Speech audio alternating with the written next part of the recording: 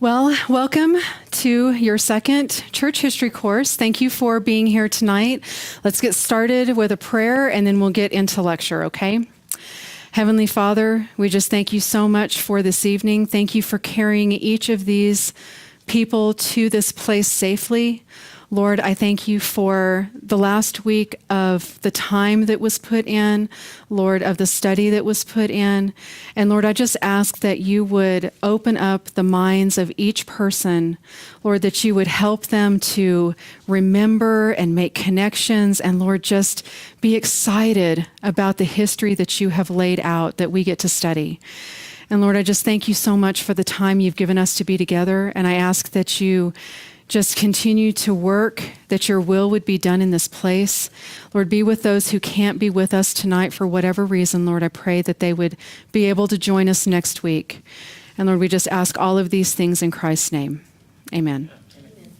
All right. So this is, the reason I wrote this up early is because it's kind of the end of last lecture. And I kind of got cut off right here at the area of Providence. Okay, so I just want to very briefly run through it one more time.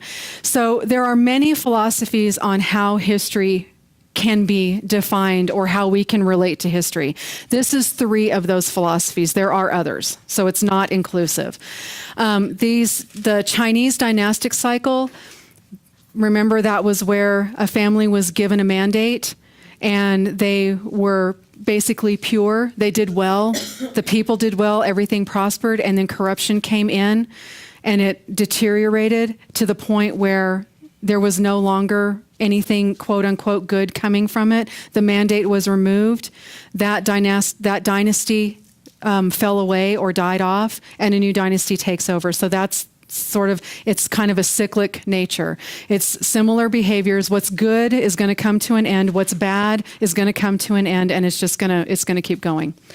Those Indian cosmic cycles, this basically boils down to reincarnation. They have lots of different phases and cycles and names and lengths of time for each cycle, but it's basically a reincarnation idea. And this tends to breed passivity just because people think, well, I messed up this time, but I'll just try with the next life or whatever. So there's not a lot of reason to continue on. And everyone is going to mess up. Like, we're all going to mess up. So if you live long enough to really do your mess up, you start getting passive. Those Persian cycles, the thing about those are, and again, we didn't go over very much detail because I don't have a lot of detail. I don't really understand them. I can't find a lot of information about them. But the bottom line is that when the end times come, they come and that's it. There's nothing to look forward to. There's no second chances like reincarnation. There's no new dynasties, nothing. It's just going to end and that's it. And that tends to make people feel very hopeless, like there's nothing to look forward to. So the Christian perspective on history, in contrast to that, is all about God being in control. History is actually his story, meaning God's story.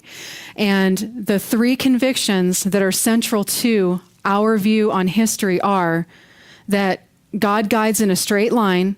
It's not cyclical. It's not dependent on how this family behaves, that government behaves, this, that. He knows, he's in control, and he guides on a straight line. God is going to bring our history to a known conclusion. We may not know how it's going to happen. We do have some ideas, but we may not know, but he does, and he's in control. So there's a known conclusion. It's not up in the air, and again, it's not dependent on whether or not I do this thing or that thing, right? And then third, that God intervenes in history. The biggest intervention thus far being Christ coming in human form. But, like we mentioned last time, there is Paul's conversion on the road to Damascus. That was a huge intervention. Moses in the burning bush, Moses going up on the mountain and getting the law. All of those are major interventions that God has put in. And then again, each of us probably could come up with at least one thing where God has intervened in our life in a special way. It may not be magnificent like a burning bush, but still, God intervening in your life is a beautiful thing, no matter how everyone else judges its greatness or smallness. It's a beautiful thing to have God intervening in your life. So these three things, I promise you, will be on tests in the future. These three convictions. So that's part of the reason I wrote it up here, so that you would have a clear definition or something to study. All right? So with that, what we are going to start with tonight, we're basically going to go through the first 100 years. I don't even know that I'm on camera. We are going to go through the first 100 years or so, a little less, of history. Okay, we're going to start at about the time that Christ is crucified, so about 33, and we're going to go up through at least the fall of Jerusalem in AD 70, okay? So, the first thing I want everyone to realize is that, I don't like this, is that the original Christians, the first Christians, they were all Jewish, okay? And I want to make a distinction. So there's the Jewish religion, and then there is the genealogy or the culture or the race of the Jews, okay? So whenever I say that the first Christians were Jewish, they were no longer practicing Judaism in its original form, but they were still Jewish in nature, okay? Or in upbringing or in culture. Does that make sense? All right, so these first Christians were Jewish. So the apostles, they all grew up in a Jewish society, understanding the law, understanding how society works in view of the law, how they are to live their lives in view of the law. They knew all of the traditions. They practiced them. They went to temple. They did the things that they were supposed to do, being Jewish and practicing Judaism. So you have two perspectives here. You have the Jews, the actual non-Christian Jews. Their perspective on Christianity was that it is nothing to do with Judaism. It's completely separate. Even though Christianity claims the same roots, Abraham, Isaac, Jacob, all of the Old Testament, they claim that as their root. But Judaism, because they did not embrace Jesus as the Christ, it split. Now, as a Christian at that time, you were Jewish, you grew up with all of these things, you didn't really see a distinction between Christianity and Judaism. It was just continuing down the same path, right? You just have more information now than you did prior to the crucifixion and the resurrection. So the two perspectives were different. Jews looked at Christians as no longer being a part of Judaism at all, totally branched off. Christians looked at Judaism as a continuation of the same theme, right? So it's interesting, the conflict that comes even from just that little distinction. Jesus was a conflict between these two groups of people. So these early Christians had strong convictions. So I don't know how many of you have heard this before, but it's important to where we're going to kind of jump off. So whenever Christ was crucified, his disciples were devastated. They went into their homes. They didn't go into hiding as in people were after them, but they basically went into hiding. They withdrew from society. They were very distraught, very upset. They could not believe that this Messiah was gone. They didn't understand what was happening. And then with the empty tomb, and then the following days where Christ actually showed himself, the resurrected Christ showed himself to groups of people, including the apostles. Though the apostles went from being devastated and sad and depressed and lost and completely broken to being strong and really convicted about who Jesus is, who he was, that the fact that he's coming back, like they completely changed. And they went And that is a stark contrast to all of the others. Remember last time I mentioned that there were lots of people that came up and said, I am the Messiah and follow me. And they would, revolt against the government or whatever it is they were doing. But when they were killed, all of those people dispersed just like the apostles did, but they stayed dispersed and it just sort of died out. Christianity is very different. Once the resurrection happened, those foundational believers, they dug their claws in and they were done. They were totally in 100% and they were fervent. So when they started telling people about Christ, when they went out and preached Christ to other people, they did it with fervor and they did it with fire and they did it with conviction, and it drew people to them. Well, of course, it made people think they were crazy too. I mean, everybody has a perspective, but it really drew people to them, and the church exploded. The church began to grow very quickly. Okay. One of the other things I want to make sure is clear to you, especially when you're reading the book, at this time, Israel was called Palestine. So when you're reading about, so-and-so was in Palestine, so-and-so was in Palestine, don't think about the current state of geography. This was Israel. It was called Palestine at that time. I just don't want you to get confused. So remember the day of Pentecost.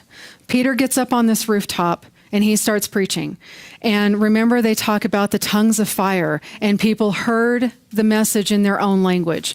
And it's up for grabs. Some people think that what was spoken was in the language, and some people think that what was heard was the difference in language. I actually don't know the answer to that. I don't know. It's a very fine line distinction, but whatever. So one of the things to understand about that story is this was a time, so Pentecost is 50 days after Passover, right? So all of these people who live in all of the outer regions around Jerusalem, they had come in to Jerusalem for Passover. And then those that could stayed for Pentecost, right? It was just what you did as a Jewish man, especially, but sometimes Jewish families came in. So Jerusalem was exploding with people everywhere, lots and lots of visitors, and lots of people who spoke other dialects or other languages from around the area. And so that's why, I think, one reason at least, why it's so important that the scripture mentions everyone heard the message in their own language. There were so many different people, there are so many other cultures, all coming in for the same reason, but that's why that's important. Not everybody was speaking Hebrew that heard that message, right? So when the Christian church began, they were all Jews, but after Pentecost, many of those Greek-speaking Jews especially, but others too, but the Greek-speaking Jews, they ended up staying in Jerusalem. They moved and they ended up living there and going to the same church that the Hebrew-speaking Jews were going to, this Christian church. Can I erase this? Does everybody have what they need off the board? Yeah? Okay. The Greek-speaking Jews it was mentioned in your book, I think, they have a title. They were called Hellenistic. Okay? That's true of anything Greek, like Hellenistic art, Hellenistic this, that, the other. It's just Greek-influenced. So that's good to know. Uh-oh, I don't know that I can spell it.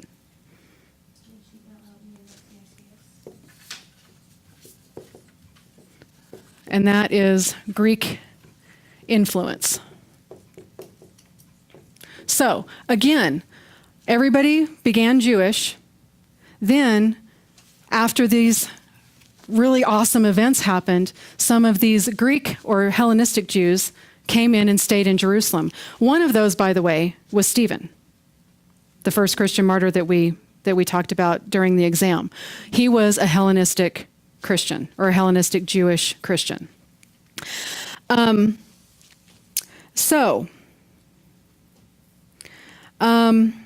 41 AD, Herod Agrippa was the emperor, okay? He was persecuting Christianity, and he was responsible for the death of the man who was over the Christian church at that time, which was James, the brother of John, okay? So we're talking, this is James, the son of Zebedee. And I'm sure that's spelled wrong. So, the son of Zebedee, not to be confused with James, the brother of Jesus. Both of these James ended up being the leader of this church in Jerusalem. Okay, so that's why I'm being so distinct. The first James, not the first leader period, but the first James to be the leader of the Christian church in Jerusalem was James, the son of Zebedee. Okay, now, Herod Agrippa, he is responsible for the martyrdom of this James. Okay? Whenever the persecution, so at this time, Jerusalem is the center. Jerusalem is Christianity at this time. Other people had gone back home and Jerusalem was spreading in other areas, but at this time, this was the center of Christianity. And so James was the grand poobah, for those of you that used to watch Happy Days, the grand poobah over the Christian church in the center of Christianity in Jerusalem. Okay, so it was a big deal. When Agrippa was responsible for martyring him, it was devastating to the church. I mean, it's just devastating when you basically cut the head off the snake, sort of thing, you know. So some of the Christians, not all of them, but some of the Christians, because of this kind of persecution, dispersed. They left Jerusalem and they started going into other areas. Okay. There are 4 main cities that they dispersed to out of Jerusalem, okay? They went to Rome. They went to Alexandria, which is in Egypt. They went to Antioch, which is in Syria.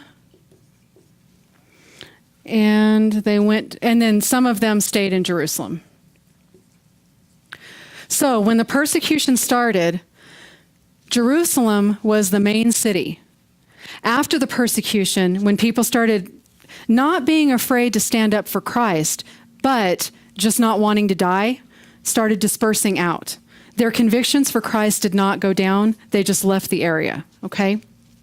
When they did that, they dispersed to these cities. And this map may help you understand. So, you start off in Jerusalem here. Some of them went way over to Rome, which is over here. Some of them went down to Alexandria, which is here. And then some of them traveled up the coast to Antioch.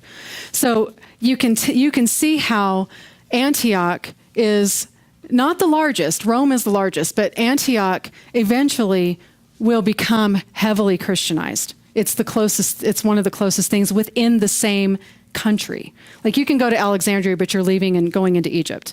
But within the same country, Antioch is the closest geographically to Jerusalem. All right, so these 4 cities. At this time, I'm going to focus on Antioch because by the end of the lecture, Antioch is going to be the center of Christianity. That's why I'm focusing on it right now. At this time, Antioch that city houses 20% of the total Christian population. Okay? 20% of the population after the dispersion. Or this dispersion. There's so many Christian diaspora that it's not even, it's just not funny, but after this dispersion. So 20% of the Christians are in Antioch. Of this, now this is important, these are these people groups. Of this 20%, there were some groups of people.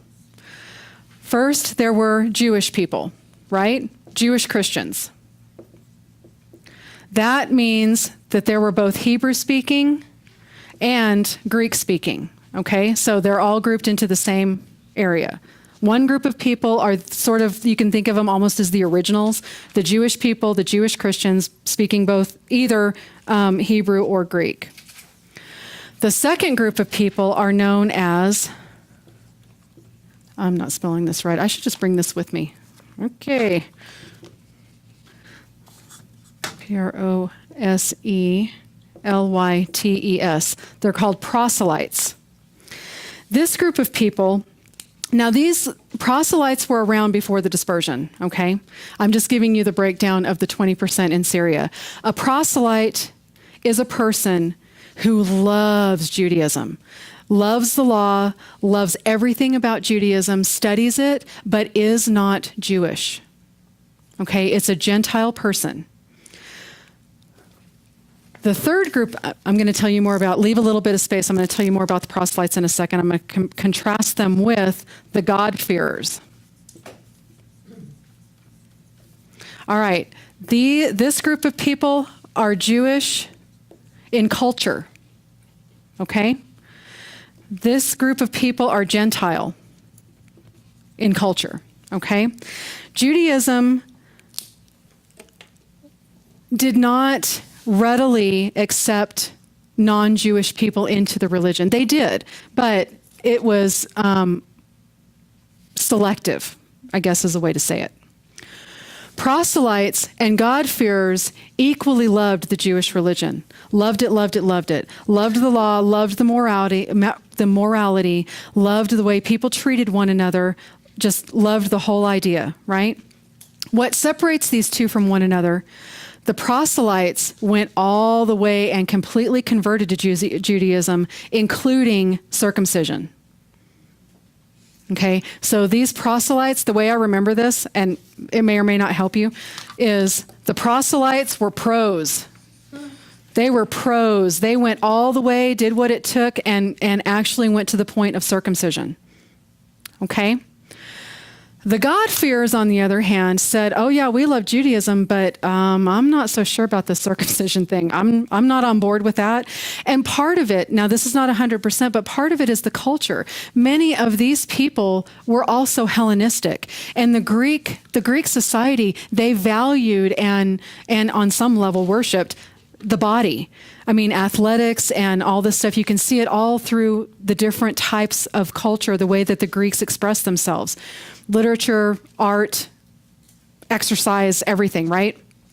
And so the idea for a Greek person who's grown up Greek, the idea of basically mutilating your body through circumcision was heinous. Like, it wasn't just like scary, it was repulsive. Like, they did not go for that at all. So some of these God-fearers were completely on board with everything. They just weren't willing to do circumcision. Sometimes it's because they were Greek. Sometimes it's because they're scared. There's many reasons why. But that's the difference between the proselytes and the God-fearers. So this 20% that's in Antioch, here come the Christians dispersing out of Jerusalem, and you've got on fire, loving Jesus people heading on into Antioch, right? They form this church. They start allowing Gentiles into the church because there are no restrictions. Your job or your membership card or whatever is believing that Jesus is the Christ, right? So all of a sudden there was this influx of Gentiles coming into the church.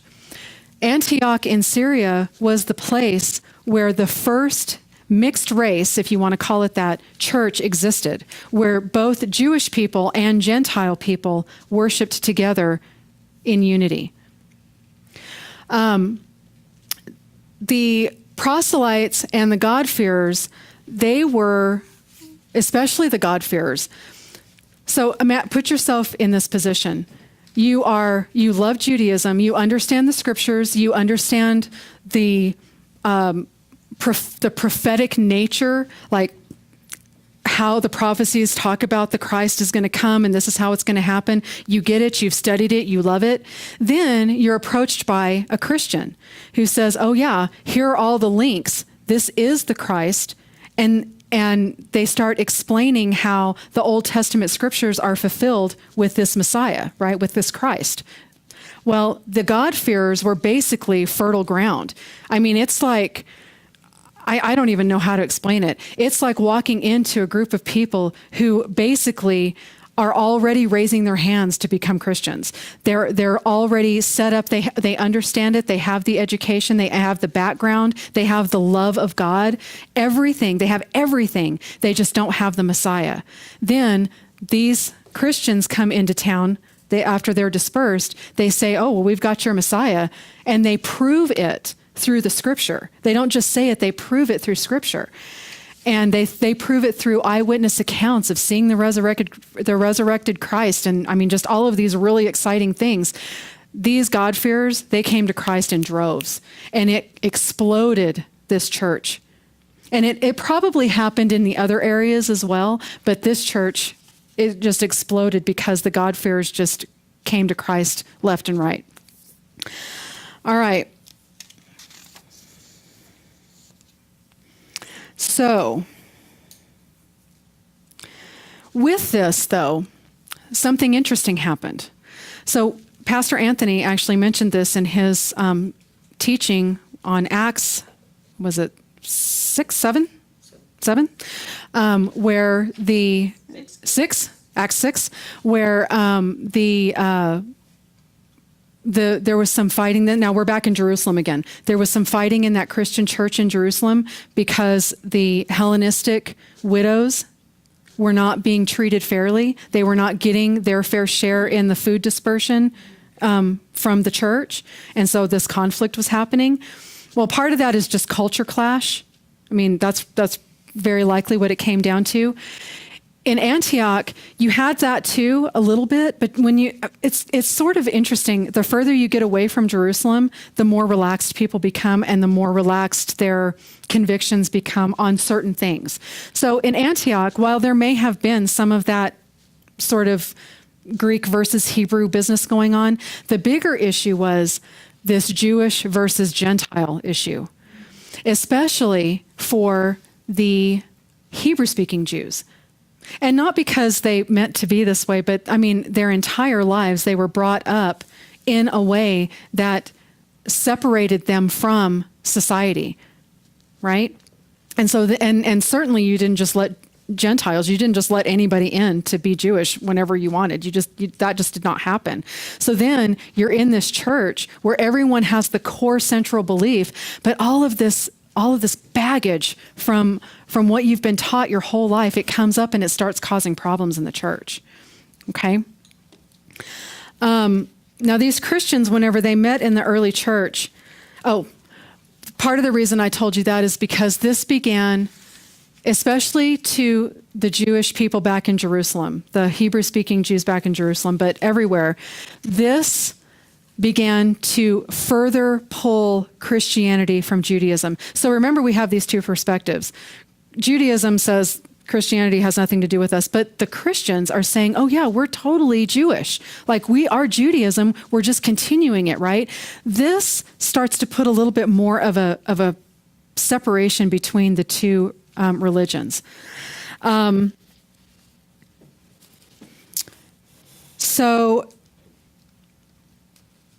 Okay. So now some of these Jews ended up going down into Alexandria. Okay, there's an interesting thing that happened. Politics plays such a huge role in how and what happens throughout our history. So this is a story just to set up the politics. Okay, so some of those Christians from Jerusalem dispersed down into Egypt. They went into Alexandria.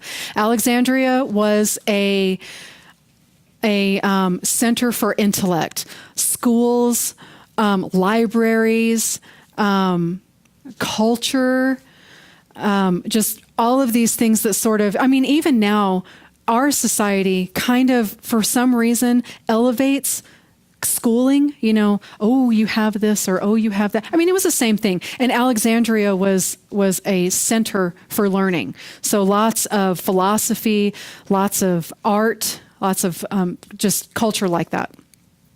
Well, Rome was in control of the known world at that time. Okay, Rome was the government. So in Alexandria, something happened, and there was a garrison of Roman soldiers that ended up getting themselves into a fight with somebody or a group of people. Something happened, and they were in very serious trouble. They were surrounded. They were not going to get out with their lives. This garrison was going to lose their lives to whoever they were fighting against in Alexandria. I don't know the details. I would tell you the story if I knew the details. I just knew they were in trouble. So what ended up happening was there were Jews that lived in Alexandria, and they saw what was happening, and there was a group of Jewish people who came in and helped the Roman soldiers, helped them fight off what was happening and helped them regain government or police control of the situation, right?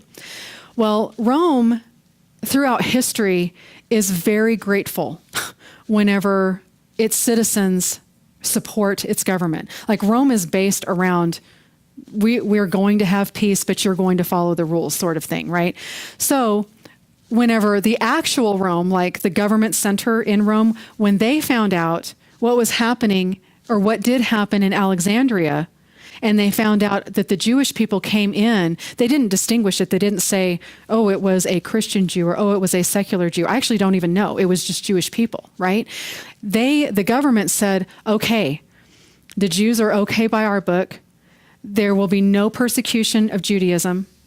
They will be allowed to worship and to practice their religion anytime and in any way they want to without government interference. And at this time,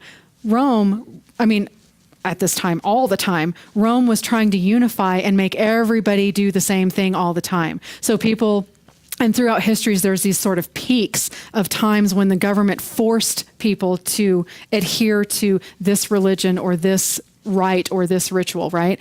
So at this time, it wasn't super, enforced, but it was being enforced. So a Roman soldier had the right to, within the law, do things and persecute other religions, right? Religions outside of what the Roman government dictated. So when these Jews helped this garrison of Roman soldiers, Rome said, all right, Judaism gets a free pass. They can do what they want. And so they were free to practice. Well, still at this time, while Judaism didn't recognize Christianity, Rome, from its high vantage point, didn't see Christianity as anything different from Judaism because they still claimed Abraham, Isaac, Jacob, all those prophecies. It was all just a continuation. So to a secular government looking down onto whatever they're controlling, Judaism and Christianity were the same. They were kind of different. I mean, they were called different, but they were the same. Okay? Very important because for a time frame, Christianity was under the umbrella of protection because Rome saw it as part of Judaism. But it wasn't like that everywhere. Prior to that, there was a dispersion because of persecution, right? For all these pockets of persecution. After this happened in Alexandria, they sort of had a breather and Christianity could relax a little bit. Did you have a question? What was the religion that Rome Well, accepted? Or it depends on what era or what year you're talking, the time frame you're talking about. In general, the emperor was who you worshiped. Now, that having been said, they had a whole bunch of different gods that they went to. They had, fertility gods and yes. So they had lots of stuff that was kind of buried underneath it and lots of different cultures that influenced, what area worshiped what. But in general, the emperor was a god. I mean, just sort of like Egypt and the pharaohs, So now they weren't quite as. Some of the emperors of Rome actually said, "I am God." Pharaohs did that all the time. The emperors in Rome wanted the power and wanted the authority. And so they wanted to be treated as. Some claimed to be God, but some just wanted to be treated as God. And they would not accept anything less. So it's a fine line, but so basically I don't know the answer, but in general it's the emperor. So Christianity had a little bit of a reprieve from this persecution because of their ties or assumed ties by the government and because of what happened in Alexandria. All right. A little bit before we end, a little bit about how the church looked. Okay, so remember these, especially Jewish Christians who were sort of the leaders, they were, they started things and ran things and whatever. They still, on Saturday, would go to synagogue. They would still go to temple. They would still practice Judaism.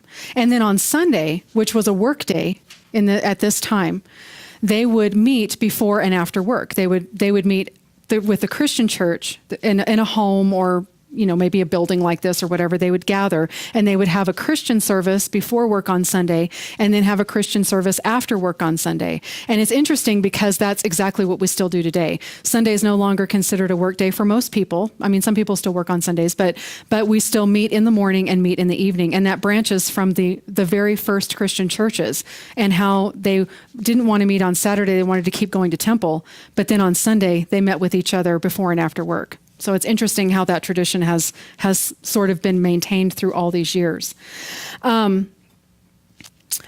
So the Christians, while they were being, the government was leaving them alone, we still had some fighting or some issue going on here, and we certainly still had issue, just like we do today. They certainly still had issue from believer to non-believer. There was still, sort of minor persecution going on, just people being ugly to each other. There were lots of rumors about Christianity.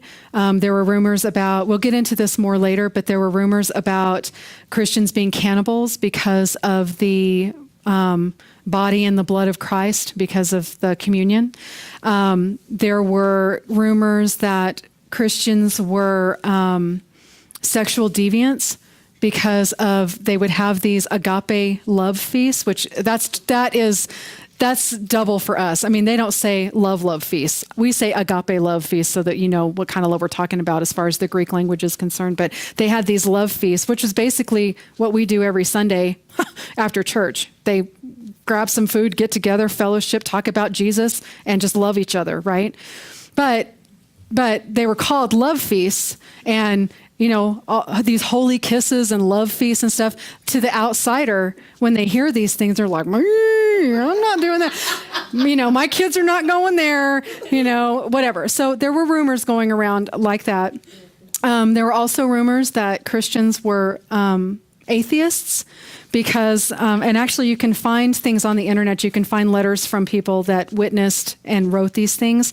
But what they would do is, it's almost like being a journalist or something. Somebody would send somebody in and to check out the church, but they with the intention of writing an article about it, or they would end up writing an article. And so what they would do is they would walk in, they'd kind of sit in the back, and then they would see these people standing up, raising their hands and worshiping and whatever, but there was no statue, there was no person in an outfit, nobody in a mask. I mean, none of the things that, again, their background dictates that you bow to something that's tangible, right? And the Christians weren't doing that. They were just in love and swaying and on their knees and raising their hands and doing all these wonderful things to absolutely no one. And so to the outsider, again, they would say, well, these are really nice people, but they are atheists. They are worshiping nothing. They have no, right. And so they were called atheists. Well, all right, this is the last bit of the lecture. All right, 64 AD, okay? Nero is now on the throne, and he's crazy. He's a crazy man. Nero is on the throne. The economy was now we're back in Jerusalem again, okay? We're in 64. We're back in Jerusalem. We're not in Antioch anymore. We're back in Jerusalem. Nero is on the throne. The economy is a mess. The temple building has finished. So lots of people who were employed with the temple working and the building, they're all now, not necessarily all, but some people are out of a job. So the economy is going down. Like I said, Nero is a little crazy. He's doing some things that are that make it difficult for people to be successful. But what Nero wanted, or at least one of the things that he wanted out of his reign, was this rebuilding of Jerusalem. He wanted a sort of a legacy that comes out of rebuilding this city. Well, the people were not necessarily on board with this. They were hungry. They needed jobs. They needed they were interested in boosting economy. They weren't interested in using what little economy there was to start building things, tearing things down and building things up, right? So the people were not necessarily supporting Nero and his ideas at the time. Well, a fire broke out, and you can read about this online. A fire broke out in 64 AD in Rome, a big fire. The people, in general, believed that Nero started that fire. And he started it almost like what you would do now. I'm setting my house on fire to collect the insurance to build a new house kind of thing. Basically he was destroying something so that then he had no choice but to rebuild it. Of course, there was no insurance. I mean, he wasn't going to collect insurance. But I mean, I'm just saying, he was saying, well, people didn't want him to spend money on this building redoing it, so let's burn it down. Oh, now we have to. So that was the general idea that people had, that he burned it down. Well, they really got upset. People were like freaking out, upset over this fire. And the rumors were just getting back to Nero that people really felt like he was doing that he did it. So he decided to blame the fire on the most hated group of people that he knew of, and that was the Christians. So he basically said that the sexually deviant, cannibalistic atheists that live among you caused this fire and is causing your city to burn, right? After he made this announcement, however he did that, he put out a decree for the soldiers to go out, for his soldiers to go out into the city, find the Christians, and slaughter them. So they start doing that. Well, the citizens, the non-Christian citizens, who actually may have agreed with Nero, they're just cannibalistic, sexually deviant atheists. Like, they may not like him at all. But because of what was happening politically, the climate was weird. So whenever the Christians started being killed in Jerusalem over this fire, and coupled with the fact that most of the society felt like Nero did it and he was just blaming the Christians, they started having a lot of sympathy for Christians. They started opening up to them. They started listening to them. They started allowing them into their homes and into their minds. And Christianity actually started spreading again in Jerusalem because of the persecution. And you're going to find throughout all of the history that we're going to talk about, the Christian church tends to grow and grow and grow and grow when it's being persecuted. The heavier the persecution, usually the more steady the growth. The more complacent, like when we're not being persecuted and we're happy and we're able to do whatever we want whenever we want, the Christian church tends to become complacent, and we just live and let live, and that's it. And so you'll see throughout history, the hotter the prosecution, the more people dig their heels in and say, no, Jesus is Lord. You can do whatever you want to me, but Jesus is Lord. And then the more passive it is, people are like, oh, I could just maybe not go to that church and maybe just go to this church because that church is under fire and I can come over here, or whatever, right? So persecution breeds church growth. And anyway, and this is an example of that. So 64 AD, things were not going well. By 66 AD, there was this big, huge tax dispute. Okay? Now, bear in mind that all the time that these things are happening, in the time that it takes it to happen, what is happening in Jerusalem is being taken back to Rome. Rome is finding out what's happening in Jerusalem. I don't know who's telling them. I don't know what side they're being told, but Rome knows what's happening in Jerusalem. Okay? By 66 AD, there was a tax dispute. Okay? And there was a huge tax increase that was put onto the citizens in Jerusalem. The wealthy especially the wealthy elite in Jerusalem, they refused to pay this extra tax. Many of those wealthy elite were the Sadducees. So remember, the Sadducees, that was the group of people that worked well with the Roman government. They were very much in harmony with one another.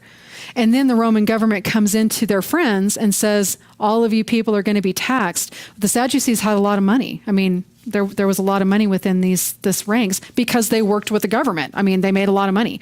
They didn't want to pay the tax, and so they refused. And I think this is total conjecture on my part. I have never read this, so it's just what I think. Take it for what it's worth.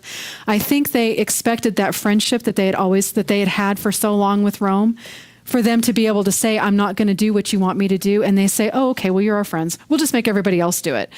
But that's not how Rome plays. Rome is just not. They're only in contract with somebody until they're not. You know what I'm saying? So anyway, regardless of the reason Rome did what they did, these wealthy elite refused to pay. The result of that was lots of revolutionaries, not just with the wealthy, but just all over Rome. All kinds of revolutionaries started coming up. People claiming to be the Messiah started coming up again. Follow me. Let's go against the government. Like all these little pockets of rebellion started coming up in Jerusalem. And again, all this is getting back to Rome. Rome is finding out that Jerusalem is starting to get out of control, right? Well, Rome has just about had it with these pockets of rebellion that they're seeing throughout Palestine or throughout Israel, right? So Rome, remember, if you look at your map, Rome is basically way over here. And then, there's the Mediterranean Sea, or you can go this way and you end up down here in Jerusalem somewhere. So they start moving. They have to go through Greece. They leave Greece alone, and they basically leave Galatia alone for the most part. But they start going down that coastline, and they're hitting Jewish communities as they go. Huge Roman legions of armies, huge, running down the side and just taking them out. You're either with Rome or you're not, and take your stand, do what you're going to do. And they were just wiping. And this has nothing to do with religion anymore. This is just you're either with Rome or you're not. Well, that was one reason. In Jerusalem, that's what caused a slaughter in Jerusalem, was this refusal to pay taxes. But Rome, it's just like any other government. They get themselves in trouble. They tax the people to try to get themselves out of trouble. But then somebody corrupt uses that money and they don't do it right. Whatever. There's all this cycle of corruption that's going on, and Rome is no different. And so were they misusing funds? Maybe. But regardless of what they were doing, right or wrong, if you didn't comply with them, that was it. And they were brutal. I mean, that from the crucifixion. I mean, they just didn't play. So they're slowly making their way down from the north, and they're heading for Jerusalem. Okay, all of this stuff is happening. 64 happens with the fire, and all the people are freaking out, and it's not really rebelling against the government, but they start sympathizing with those that the government doesn't like, blah, blah, blah. Things keep deteriorating. By 66, this new tax comes in. I don't know what it's for, but it was heavy. And they're like, we're not going to pay that. And so as soon as the elite have the backbone to be like, we're not going to do that, well, then the citizens, they barely need any push. And they're like, we're not going to do it, And so everybody's, there's all these rebellions, and some people comply, some people don't. It's just like what you would expect even here. Well, Rome reached Jerusalem in 70 AD, and they laid siege all around the city. So a siege, they cut off the food supply in and out. They cut off the ability to leave the city. If water needs to be brought in from outside the city gates into the city, that is cut off. So basically, they seal the city off, and they wait. Now, what's interesting, I'm sorry, you guys, what's interesting is that this was in the Passover season that this happened. So Jerusalem teeming with people, lots and lots and lots of people coming in for the Passover, way overpopulated, okay? What's interesting is the scriptures warned of a time when Jerusalem would be in trouble, and it's actually Luke 21 verses 20 through 22. It talks about it's a prophecy that says, when you see this thing happen, leave everything you have and get out of the city. Run to the hills, take everything you have, don't stay, just leave. the pastor in Jerusalem at the time, it was no longer, I won't go into who it was. It was Jesus' cousin. But anyway, the pastor in Jerusalem at the time, he recognized what was happening from this scripture. And he told the people in Jerusalem, the Christian community, he said, get out of Dodge, leave everything, take your family and get out right now because bad things are about to happen based on this, what he felt was a prophecy that was about to come true. Well, not too long, maybe within days after this happened and they took off, here comes Rome and they lay siege around the whole city. So the Christians got out and the Jewish people didn't, right? So this siege happens. It's horrible, horrible. People are starving to death. They're killing themselves. They're kind of losing it. They're hurting each other. They're cannibalizing each other. It's awful. It's a terrible, terrible siege. But at the end of it, Rome ends up coming in and they completely take the city and Jerusalem is totally destroyed. Okay? Some of the effects, just 2 more minutes, some of the effects that came from this. The Jewish people recognized, and this is not just religion, we're just talking a culture here. The people of Jerusalem recognized that the Christians fled. Now, did the Christians try to tell the Jewish people, get out? Maybe they did. My guess is that they probably did. But again, the tensions between Christians and everybody, did they listen? Apparently not. Did some listen? Maybe they did. I don't know. But nonetheless, the Jews saw this event with the Christians leaving Jerusalem and basically abandoning the city, which it's not even about religion anymore. This is about city nationality. This is nationality now. This is our city. This is Jerusalem. They left and they abandoned the city. And Judaism, the Jewish people, never forgot that. So this is the point where Christianity and Judaism truly split and were no longer recognized as being related to each other as religions. Christianity still claims Judaism as far as their roots go, but this is where everyone, the Jewish people, which always had recognized it as being different, the Christians, which tried to keep it together, as well as the Roman government. Everybody saw Judaism and Christianity as 2 different sects of each other after this fall.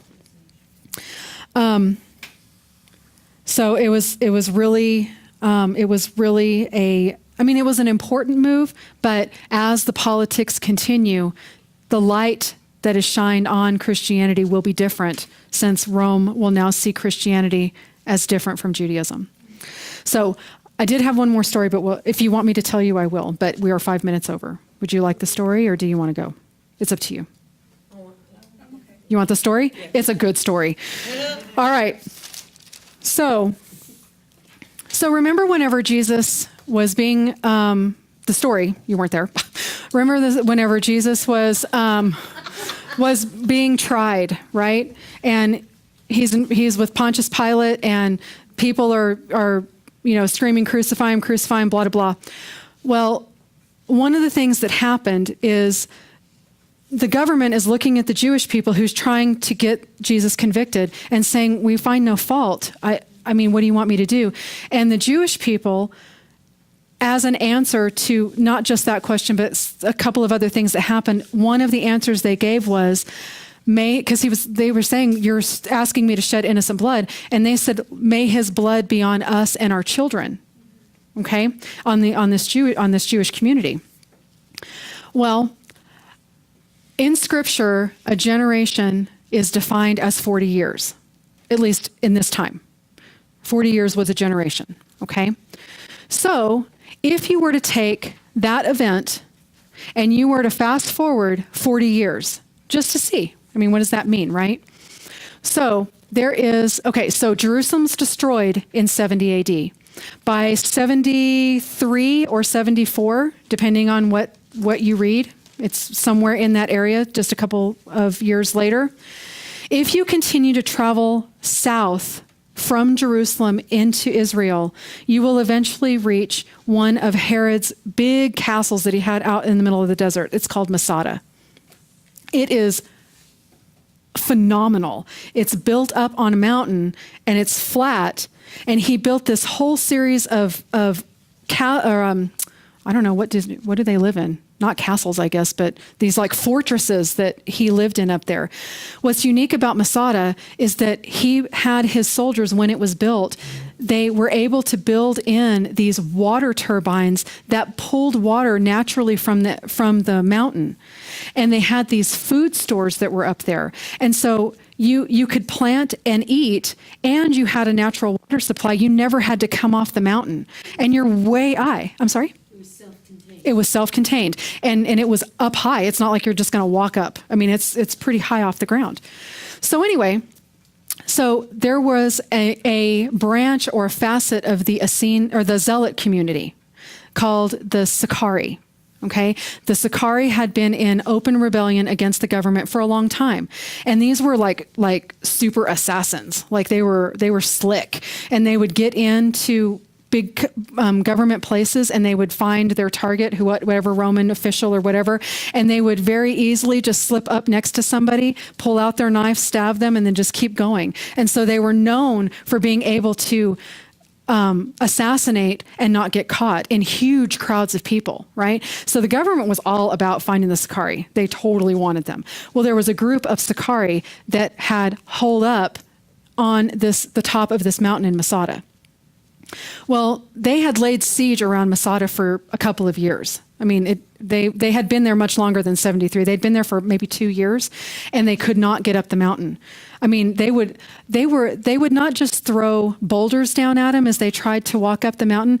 They would taunt them, and they would throw big vats of water. Like they're out in the desert, and they're all like, they have to walk their water in from wherever, and they're out in the middle of nowhere. And so they're hungry, and they wish they had all kinds of water. And when they would try to come up, sometimes they would throw huge vats of water and wash them off the mountain and taunt them, right?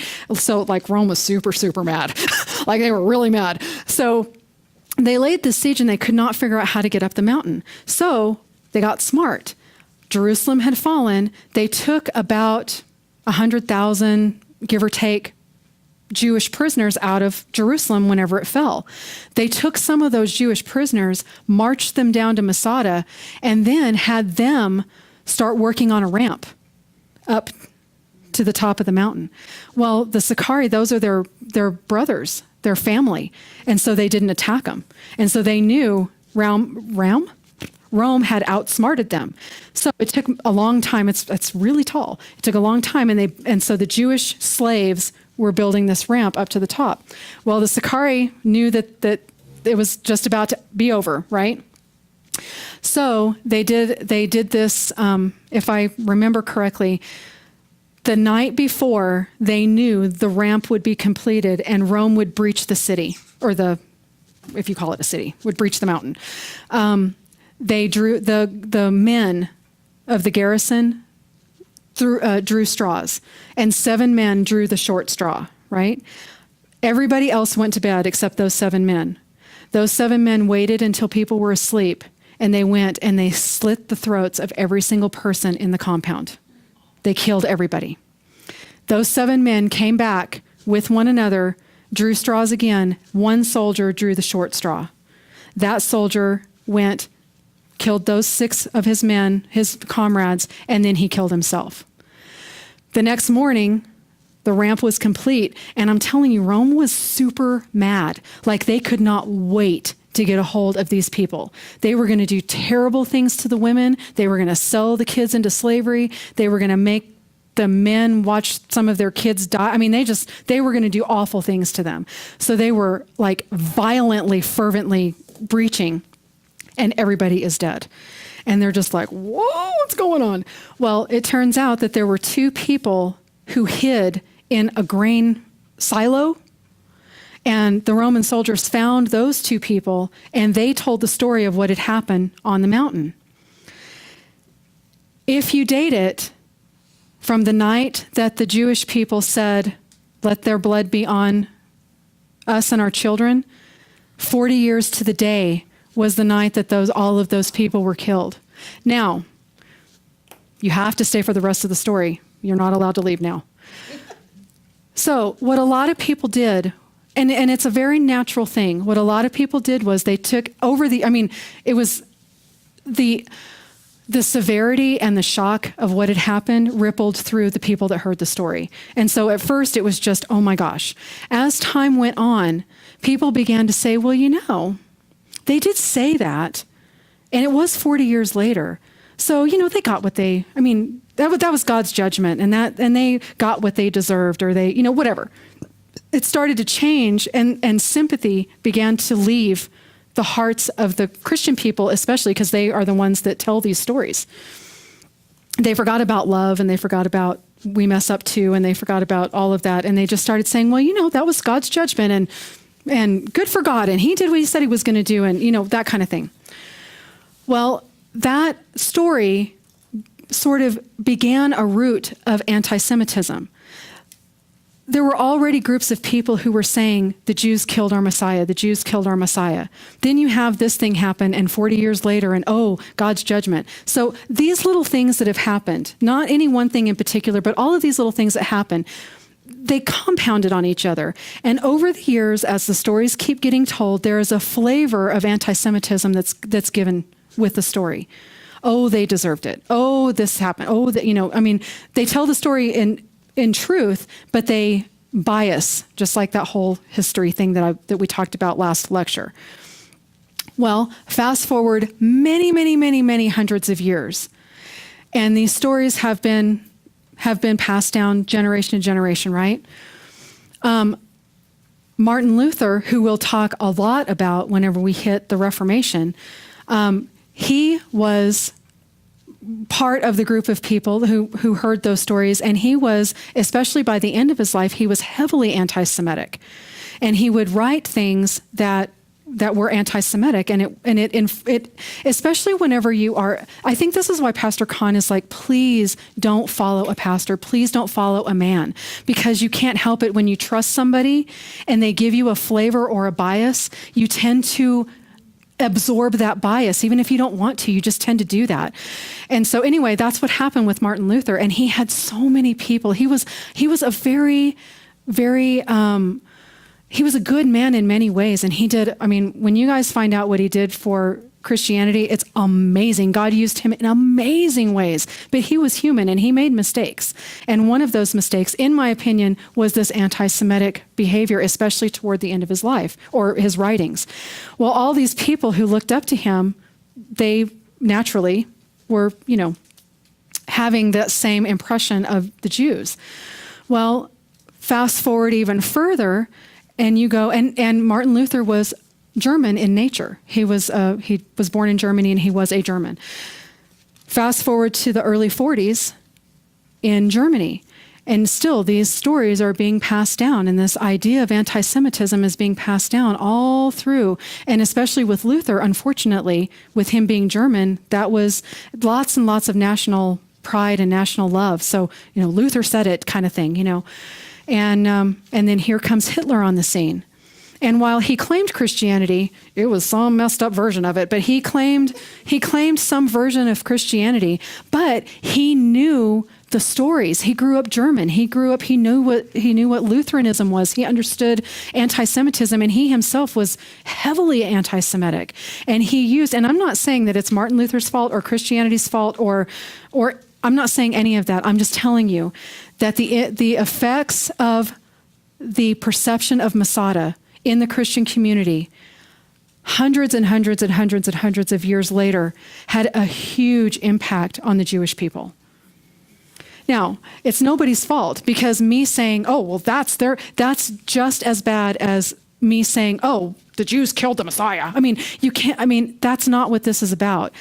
This is something where when you're learning something, especially when it hits you, like whenever you learn something and you're like, oh my goodness, make sure that you are praying about what you're hearing and that you are in communication with God about what you're hearing, because we are all so vulnerable to becoming part of something that turns into something that nobody ever wanted.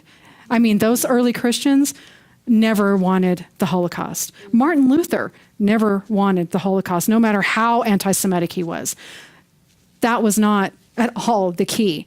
So just be careful. There's lots of really cool stories and lots of really cool history. And as you read, if you choose to read, and even as I tell a story, I'll give you biases without, or maybe I will mean to, I don't know.